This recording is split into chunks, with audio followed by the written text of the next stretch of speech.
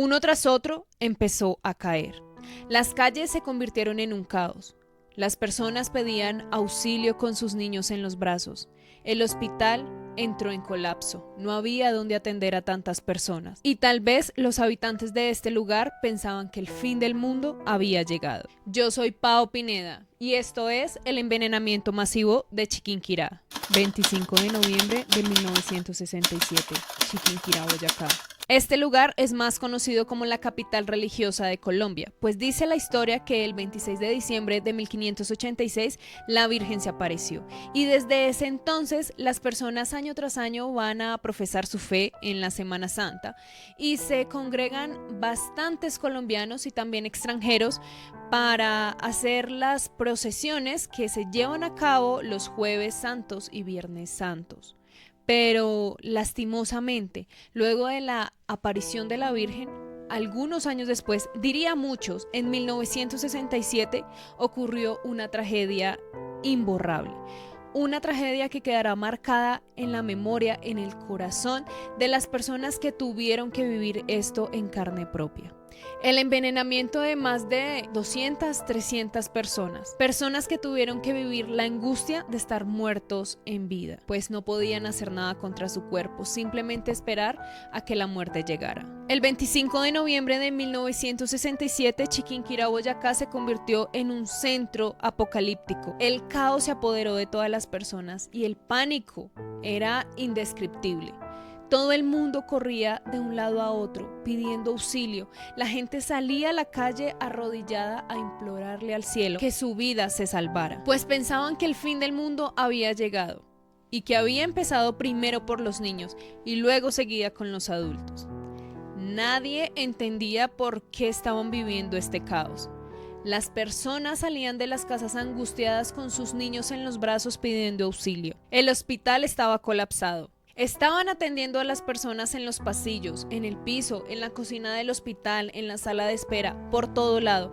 Ya no podía entrar una persona más, pero había algo mucho más misterioso. La incógnita de por qué estaba pasando todo esto al mismo tiempo. ¿Qué ocurría? ¿Por qué se estaban muriendo las personas tan rápido? Porque afuera en la calle las personas que estaban caminando caían fulminantemente a la calle y ahí su vida se apagaba. Pero lo más impresionante de toda esta tragedia era ver los niños, tipo zombie, con los ojos desorbitados, totalmente quietos, apenas si podían respirar. Sus padres trataban de reanimarlos, moviéndolos, esperando alguna señal de vida, pero los niños no podían ni siquiera levantar un dedo, hacer un sonido. Esto desesperó a todo el mundo. No había nada que hacer. No sabían ni siquiera cómo salvarle la vida a estos pequeños o a los adultos que estaban llegando. Muchas personas llegaron para apoyar toda esta tragedia. Personal de la salud pública, policía, ejército, personas civiles, socorristas. Pero era tan impresionante ver tantas personas perdiendo la vida en el mismo momento que ni siquiera la morgue del hospital daba abasto. Tenían que empezar a ubicar los cuerpos en la calle, en las casas aledañas al hospital, para empezar a hacer un recuento y tal vez investigar por qué estaban muriendo. Omar Romero, un sobreviviente a esta tragedia. En ese entonces apenas era un adolescente.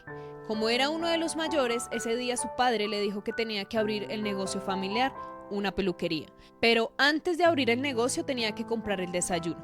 Omar, por supuesto, hizo caso, salió a comprar el desayuno, regresó a la casa, dejó las cosas y al momento en que fue a abrir el negocio, se dio cuenta que frente a su casa estaba saliendo una mujer con su niño en los brazos, gritando desesperada y pidiendo ayuda. Y de repente otra persona salió de la misma casa con otro niño en brazos, igual pidiendo ayuda. Desesperados salieron a correr. Omar no entendía nada de lo que estaba pasando, simplemente quedó paralizado. De repente se dio cuenta que un niñito venía solo caminando por las calles y de un momento a otro se cayó, quedó inmóvil. Por supuesto, las personas fueron a auxiliarlo y ahí se dieron cuenta que ese niño había perdido la vida. Omar de inmediato retornó a su casa a avisarle a su familia qué era lo que estaba pasando. Ellos pensaron que tal vez era un virus o no sé uno que pueda pensar en ese momento, qué explicación le pueda dar a esa situación. Sin embargo, decidieron desayunar antes de abrir el negocio. Una de las hermanas de Omar en un momento fue a tomar un pan. Cuando estaba a punto de morderlo, sintió un olor muy feo. A lo que ella dijo: este pan huele feo, parece que estuviera envenenado, y su padre por supuesto que la regañó, la sentenció a que se lo comiera. La niña no siguió las órdenes de su padre y en la casa habían unos pollos, a lo que la niña partió el pan y se lo dio a 2 pollos que habían junto a ella. Esta familia fue, digamos que, ficha clave para desarrollar toda la investigación más adelante. En la calle se estaba viviendo un caos total.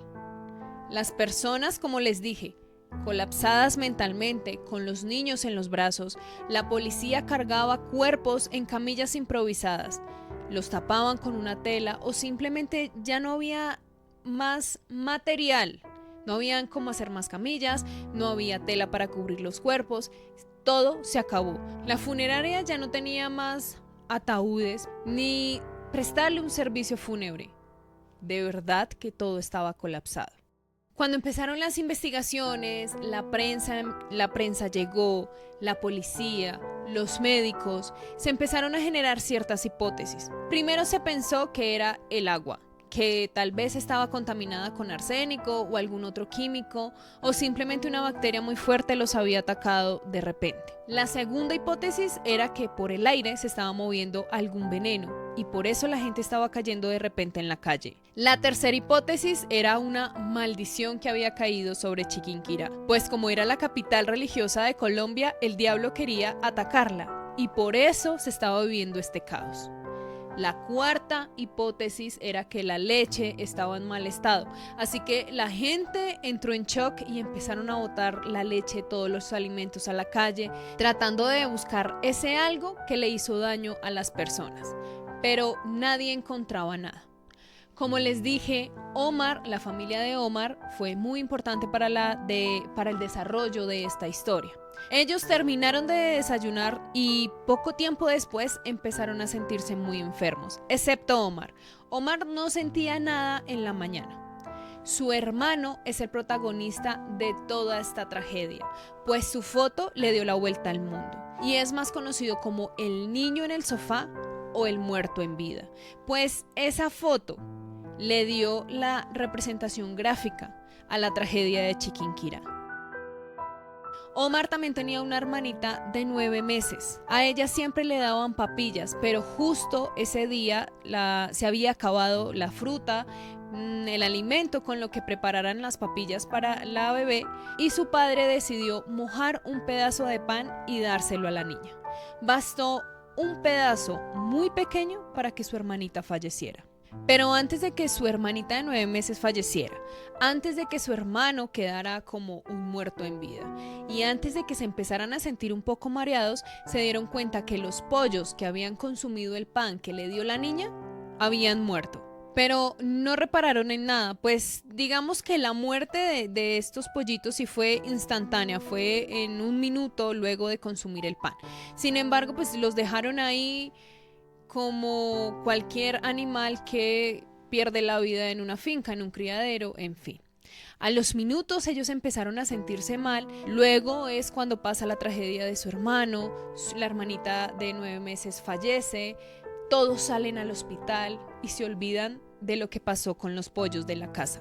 En un momento el padre de Omar empezó a darse cuenta que tal vez el motivo de toda la tragedia era el pan. Empezó a comentarlo con las personas que estaban al lado y todos cayeron en cuenta. Habían padres que le dieron la razón al padre de Omar. Le dijeron que habían enviado a los niños a la panadería por el desayuno y ellos por el camino venían comiendo un pedazo de pan. Cuando llegaron a la casa se desvanecieron totalmente. Muchos testimonios eran iguales, solamente era un trozo de pan. Desde ese momento se empezó a desarrollar toda esta historia. ¿Qué pasó antes para llegar a toda esta tragedia? Resulta que en Chiquinquirá había una panadería muy conocida por todo el pueblo y también por las veredas aledañas a este lugar. Se llamaba Nutibara. Y todas las personas llegaban muy temprano. Personas de las veredas llegaban tipo 5 de la mañana a comprarlo del desayuno. Como era costumbre, antiguamente todos los niños iban a la tienda. No existían tantos peligros y mucho menos en los pueblos donde todo el mundo se conoce. La panadería tenía listo el pan casi en la madrugada. A las 2, 3 de la mañana el panadero empezaba a amasar el pan, a dejarlo listo para dárselo a todos sus clientes. Esa madrugada habían llegado los bultos de harina a la panadería Nutibara. Joaquín Merchán tenía 25 años, su profesión era ser panadero. Esa madrugada le dijo al dueño de la panadería que uno de los bultos olía muy feo, le daba como un olor a ajo, a lo que el dueño de la panadería le pareció algo gracioso y le dijo: eso se llama guayabo, así que a trabajar y hágale a amasar el pan. Joaquín hizo caso, no le dio más curiosidad el olor que le generaba la producción de pan y lo hizo sin pensar absolutamente nada malo. Cuando se empezó a correr la voz que la fuente de daño era el pan, se fueron hacia la panadería Nutibara y comenzaron a atacar al dueño de este establecimiento, también al panadero. Hay dos hipótesis. La primera es que cuando la gente llega a la panadería a hacer el reclamo, encuentran a Joaquín Merchán sin vida, tirado en el piso, al lado de los hornos, con sangre saliendo por sus oídos, nariz y boca. Y la segunda es que Joaquín Merchán se siente mareado, sale a la calle y en la calle es como si se estallara el cuerpo por dentro y empieza a brotarle sangre de la nariz, la boca y los oídos. No se sabe muy bien dónde fue encontrado Joaquín, pero cuando encuentran al panadero así, confirman que el pan estaba envenenado, no había otra palabra. Intentaron linchar al dueño de la panadería, pero la policía le dio protección, lo sacaron a escondidas, nadie se dio cuenta para dónde se fue esta persona. Por supuesto que él no tenía la culpa, simplemente hizo su pedido de materia prima para la producción de pan en la ciudad de Bogotá. En ese entonces no habían empresas de envíos dedicadas a mensajería normal de muchos paquetes como todo el mundo lo conoce, o la mensajería de alimentos, no había nada. Eran camiones toderos para transportar mercancía. Resulta que en el camión en el que la transportaban mezclaron los bultos de harina con cajas de fenidol. Fenidol es un químico para matar plagas, para hacer la fumigación en los cultivos, y solo con una tapa del producto mezclada con más de 10 litros de agua basta para acabar la plaga de muchas hectáreas. Entonces, una de estas cajas se rompió y un frasco de este químico se regó sobre la harina. Cuando descargaron la harina en la panadería, notaron que el bulto estaba mojado, pero no le prestaron atención, pues el camión podía tener goteras de agua, por el camino pudo haber llovido y por supuesto pues se mojó la mercancía. Lo que sí le pareció extraño a Joaquín Merchán fue el olor a ajo, pero pues igual no le pusieron mucha atención a esta situación. Las cifras oficiales dicen que fueron más de 100 víctimas mortales, pero contados fueron 74, 76 niños. Pero eran más de 800 personas en los hospitales, en las calles, los cementerios. El cementerio central de Chiquinquirá ya no recibía más cuerpos. Tuvieron que hacer todo esto en varias personas, entierros múltiples, para poder dar abasto a toda esta tragedia. Empezaron a hacer como apilamiento de cadáveres. Y en uno de estos apilamientos es que nace esta foto, la del hermano de Omar Romero. ¿Cómo fue? El hermano de Omar estaba moribundo, no daba señales de movimiento, sonidos, nada, así que decidieron apilarlo con los demás cadáveres. Cuando los iban a recoger para llevarlos al cementerio, este niño mueve un brazo y hace un pequeño sonido. En ese momento, los periodistas, la policía que estaba ahí, saca al niño y lo pone en el sofá. Le conectan suero y lo dejan ahí. ¿Cómo se salvó Omar Romero? Omar había comido 2 panes, por la mañana no se sentía mal, pero luego de que empezó a suceder toda esta tragedia también en su familia, por supuesto le dieron aviso a sus familiares en Bogotá. Ellos ya habían visto por noticias todo lo que estaba sucediendo, así que decidieron desplazarse de Bogotá hacia Chiquinquirá. Cuando llegan allí, deciden llevar a Omar a otro hospital fuera del pueblo y lo mismo a los familiares. Hay un dato muy importante y es que el Hospital San Salvador, donde estaban atendiendo a todas las víctimas, estaba en obra gris, pues meses atrás había sufrido daños estructurales debido a un sismo, a un terremoto que vivió Chiquinquirá. Entonces lo estaban reconstruyendo, pues esto también hizo que el caos fuera peor. Colgaban hasta en puntillas improvisadas por todo el lado Suero para canalizar a todas las víctimas que llegaban hasta el hospital. Todo el mundo era solidario en esta historia, querían ayudar a los demás, a las personas que veían en la calle moribundas, pues los efectos de este químico en el cuerpo realmente eran fulminantes. Aún hay sobrevivientes de toda esta tragedia y dicen que jamás van a poder olvidar todo lo que vivieron ese día.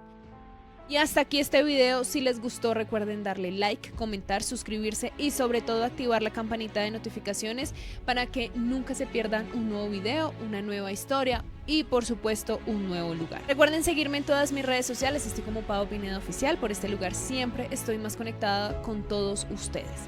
Ahora sí, les mando un beso, un abrazo y nos vemos en un próximo video.